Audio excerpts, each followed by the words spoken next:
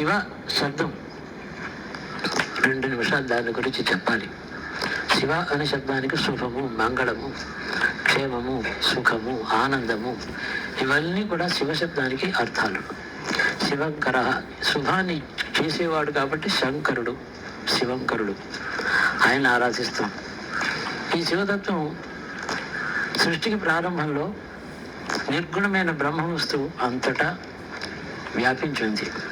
అందులో శబ్దం లేదు, కాంతి లేదు, చీకటి లేదు, అస్తిత్వము నాస్తిత్వము అనేవి 2 లేనటువంటి ఒక సద్వస్తువు అది.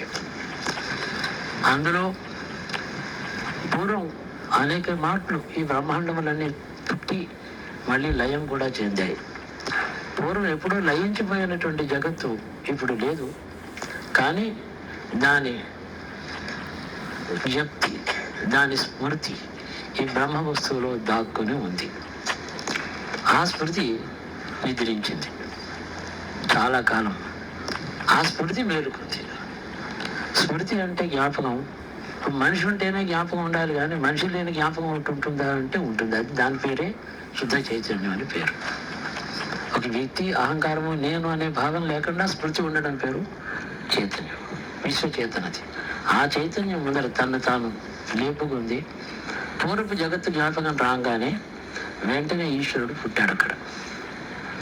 సృష్టికర్త బ్రహ్మ కర్తృత్వ భావన ఉన్నది కాదు కాబట్టి ఒక కర్మ చేయడానికి కర్తృత్వ భావన కలిగిన ఈశ్వరుడి యొక్క సృష్టికి పూర్వ సృష్టి యొక్క జ్ఞాపకము, ఆ భవిష్యత్తులో అట్టి సృష్టి రావాలనే కోరిక, ఇవన్నీ స్మృతి, మళ్ళీ ఇచ్చ, జగత్తు పుట్టాలి పుట్టించాలని ఇచ్చ, ఈ 2 కలిపి ఈశ్వరుడైనాడు.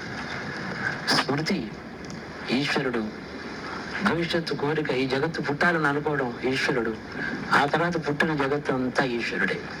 ఇందులో జగత్తులో ఈశ్వరుడు కాని పదార్థం ఒకటి లేదు. ఈశ్వరుడు కాని పదార్థం అంటూ వేరే ఒకటి ఉంటే ఈశ్వరుడు సంపూర్ణంగా లేడని, ఆయన కాని పదార్థాలు కూడా చాలా ఉన్నాయని సిద్ధిస్తుంది. అలా అతడు కాని పని మరొకటి ఏది లేదు కాబట్టి సంపూర్ణమైన ఈశ్వరుడు పుట్టాడు. అది సదాశివ తత్వము అని పేరు. బ్రహ్మ వస్తువు పూర్వ జగత్తు యొక్క స్మృతి వచ్చి మళ్ళీ పుట్టడం, జగత్తు కావాలనే కోరిక పేరే కామము, కామేశ్వర. అతడి పేరు కామేశ్వరుడు. అతడిలోంచి చైతన్యం, అతడి శక్తి, ఇచ్చా జ్ఞాన క్రియాది శక్తులు, పంచభూతములు, అహంకారం ఇవన్నీ కూడా కలిసి మళ్ళీ ఆయన లోపల నుంచి అమ్మవారు అనే పేరుతో మనం అంటామే పరాశక్తి, ఆయనలోంచి పుట్టి పక్కన నిలబడింది. అప్పుడు ఒక వస్తువు 2 అయింది. దానికి కామేశ్వరి, కామేశ్వర, మిథునము అని పేరు. వాళ్ళు జగద్దంపతులు, జగత్తుకి పితరులు, దంపతులు. జగద్దంపతులు అంటే జగత్తులో ఉండేటువంటి మిథునములన్నీ కూడా వాళ్ళ అంశం. పశువు అయినా సరే, పక్షి అయినా సరే, మిథునం ఎక్కడైతే ఉందో ఆ తత్వమే ఇక్కడి దాకా వ్యాపిస్తూ వచ్చింది. ఈ 2 కలిపి జగత్తు అయింది. ఆ ఇద్దరిలోనూ ఉండేటువంటి జగత్తు కామను సృష్టిద్దామనే కోరిక ఎందుకు ఉండాలి వాళ్ళ దృష్టిలో అంటే, అనేక కోటాను కోట్ల జీవరాశులు ప్రపంచం మళ్ళీ పుట్టడం కోసమని అంతర్హితమై ఆ బ్రహ్మవస్తువులనే దాక్కుని ఉన్నాయి, విలీనం కాలేదు. వాళ్ళు మళ్ళీ పుట్టి జన్మలెత్తి జ్ఞానం సంపాదించి ఎక్కడా లేకుండా ముక్తిని పొందడానికి జగత్తు కావాలి. జగత్తు ఉంటేనే కోరికలు, ఉంటేనే పాపం, ఉంటేనే పుణ్యం, ఉంటేనే జ్ఞానం, ఉంటేనే అజ్ఞానం. కాబట్టి ద్వంద్వముల్లో ఉండేటువంటి ఇంకా భవిష్యత్తులో ఇవల్యూషన్ అంటాం, ఎంతో ప్రగతి సాధించి ముక్తిని పొందవలసిన జీవకోటి చాలా ఉండడం చేత వాళ్ళ కోసం జగత్తు సృష్టించాడు.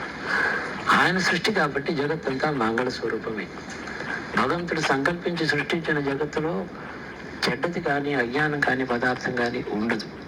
మరి అజ్ఞానం అంటారు, పాపం అంటారు, ఇదంతా ఎక్కడి నుంచి వచ్చింది అంటే, జ్ఞానం లేకపోవడం పేరు అజ్ఞానమే, పుణ్యం యొక్క స్మృతి లేకపోవడమే పాపం, అజ్ఞానమే ఆ జ్ఞానం అనేది లేకపోవడమే అజ్ఞానం. కాబట్టి ఆ అజ్ఞానం నుంచి చేసే కర్మ అంతా పాపం అని, దుష్టకర్మని, శిక్షలు వస్తాయి, దీనికి నష్టాలు వస్తాయి, ఇటువంటి చెడ్డ పని అని మనం వ్యవహరిస్తున్నామే. కానీ అజ్ఞానం అంటూ ఒక పదార్థం లేదు. జ్ఞానం యొక్క అభావమే అజ్ఞానం. ఎలాగంటే చీకటి అనే వస్తువు ఒకటి లేదు, వెలుగు లేకపోవడం. వెలుగు ఉంటే వెలుగు ఉండడం, వెలుగు లేకపోవడం. సంస్కృత భాషలో ఒక పాజిటివ్గా ఉండే పదార్థ వస్తువులే ఉన్నాయి, కానీ నెగిటివ్గా చెప్పేవి ఏం లేవు. ఆరోగ్యం అనే ఆరోగ్యం లేకపోవట, ఏదైనా సరే, జ్ఞానము అజ్ఞానము, దయ నిర్దయ, ఈ విధంగా మనం ఆలోచిస్తూ పోతే సద్వస్తువుని మాత్రమే చెప్పింది కాబట్టి దేవభాష అయింది. అసద్వస్తువుని స్పృశించలేదు. అసద్వస్తువు అంటూ లేదు, దానికి లేని వస్తువుని ఎక్కడే ఐడెంటిఫై చేస్తుంది. కాబట్టి ఒక వస్తువు యొక్క అభావమే మనం చూస్తున్నాం. కానీ అజ్ఞానం అంటూ భాగవాడిని అజ్ఞానం ఆవరించింది అంటే జ్ఞానం వదిలిపెట్టిందని అర్థం. అంతేకాని అజ్ఞానం ఎక్కడి నుంచి వచ్చింది? అజ్ఞానమే పదార్థం ఉంటే దాన్ని కొనుక్కొని అందరికి పంచిపెట్టి దాన్ని ఇంకా ప్రచారం చేసేవాళ్ళు కొందరు ఉండొచ్చు. అలా లేదు. ప్రచారం ఇప్పుడు జ్ఞానాన్ని గురించి జరుగుతూ ఉంటుంది. తీసుకున్న వాళ్ళు తీసుకుంటారు, తీసుకున్న వాళ్ళు తీసుకోలేదు. ప్రచారం జ్ఞానం విషయంలో ధర్మం ఉంది. ధర్మం లేకపోవడం అధర్మం. అధర్మం అంటూ ఒకటి లేదు వస్తువు. ఆనందం దుఃఖం అంటాం. దుఃఖం అనే వస్తువే లేదు, ఆనందం యొక్క అభావమే. దుఃఖం అనే మాటలో కూడా అసలు సరైనటువంటి శబ్దాన్ని బాగా పరిశీలిస్తే అది ఒక పదార్థంగా రూఢైన వస్తువుగా చెప్పలేదు వ్యాకరణ రీత్యా కూడా. దుఃఖం అనేది లేదు. అంటే తత్వము వస్తువులు ఏదైతే ఉన్నదో మంచిగా మనకు కనబడుతుంది, చెడుగా కనబడుతుంది. దీన్ని ఏమంటున్నామంటే మనకి ద్వంద్వ దృష్టి. ఇది మంచిది, ఇది చెడ్డది, ఇది సుఖము, ఇది దుఃఖము, ఇది జ్ఞానము, ఇది అజ్ఞానం అనేటువంటి దృష్టి మనకు వచ్చింది. ఈ ప్రపంచంలో ఒక సద్వస్తువు యొక్క అభావం చేత రెండో భావం కలగడం చేత మనకి ద్వంద్వ స్థితి వస్తుంది. దీని నుంచి బయటపడడం పేరే ఆనందము, దాన్నే మోక్షము, దాన్నే జ్ఞానము, దాన్ని ఈశ్వర తత్వంలో చేరడం అని అంటాం. అటు దాన్ని మనం కోరినప్పుడు ఈ మహాశివరాత్రి పండుగ 10 మంది శ్రద్ధతో ఆ విధమైన కోరిక కోరిన జగత్ కళ్యాణం అవుతుంది. జగత్ కళ్యాణం అంటే ఈ దేశంలో, భారతదేశంలో 100 కోట్లు ఉన్నారు. అందరూ ధర్మ మార్గంలోకి రావాలి, అందరూ శివార్చన చేయాలి, అందరూ జ్ఞానం అడగాలి. ఇవి కాదు మనకు కలుగుతుంది. యథార్థంగా ఒక్కడు కూర్చున్న, ఒకడు ధ్యానం చేసిన, 10 మంది ధ్యానం చేసిన లోక కళ్యాణం అవుతుంది. క్రమంగా మన ఆవరించినటువంటి దేశంలో కష్టము ఇవన్నీ కూడా హింసాత్మకమైనటువంటి జీవన విధానాలు, అజ్ఞానంతో కూడుకున్నటువంటి ఉద్యమాలు, సరళ స్వభావం లేక కృత్రిమ స్వభావంతో రాజ్యకాంక్షతో చేసేటటువంటి ఆ కల్చర్ ఏదైతే ఉండాలి, ఇది దేనివల్ల మనం బాధపడుతున్నామో దానికి 100 వస్తువులు ఉండొచ్చు. అన్నీ తొలగి శుభక్షేమం దేశానికి కావాలని మనం కోరాలి.